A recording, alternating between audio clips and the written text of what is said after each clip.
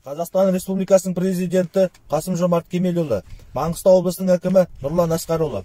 Біз МАЭК қызметкерлері бүгінгі таңда 2023 жылдың 12 сәуір күні сізге мекеменің жағдайын төмендегідей жеткіземіз.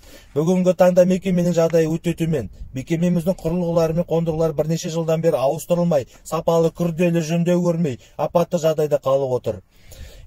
Мекеменің апатты жағдайға келуі жауапкершілік пен адамгершіліктен жұрдай басшыларының немқұрайлық әрекеттері болып табылады.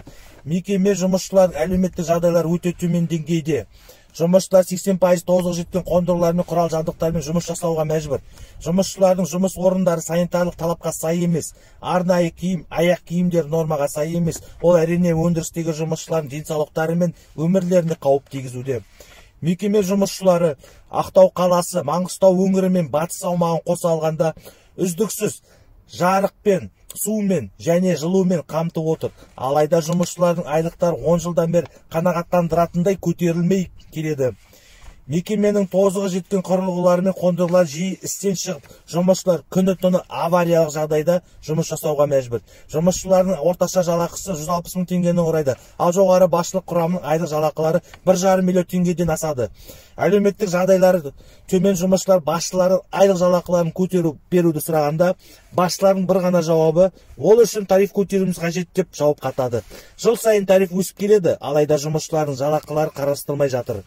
Басшылардың осындай әрекеттерінен тәжірибесі мол, еңбек өтілі бар білікті қызметкерлер айлық жалақылар төмендігінің салдарынан МАЭК-тен басқа кәсіпорындарға ауысып кетіп жатыр. МАЭК бірегей өндірісі бар кәсіпорын. Ол үшін мұндай кадрларды жоғалту апатқа келіп соғады. Қазірдің өзінде кадрлардың тапшылығы өткір. Бұл оқшауланған жағдай емес. МАЭК стратегиялық маңызы бар нысан болып табылады. Мекемені өндіріске қатысы бар мамандар басқару керек. Алайда мекемені экономист, финанси және ішкі істер министрінің зейнеткерлері басқарып келеді. Және жаңада штаттар ашып басшылар қатарын толтыруда. Соның салдарынан мекеме құрдымға кетіп, екі басшының күйін кешуге аз қалып отыр.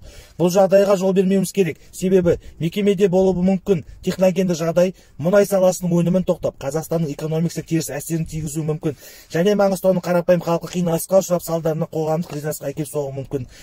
Құрметті Қасым-Жомарт Кемелұлы, сізден МАЭК мекемесінің өнімдерін тарифында отырған делдал компаниялар түгел алып тасталуын, мекемеде миллиардтар жұмсалып жатырған мердігер мекемелерді алып тасталуын, мекемеге сатылып отырған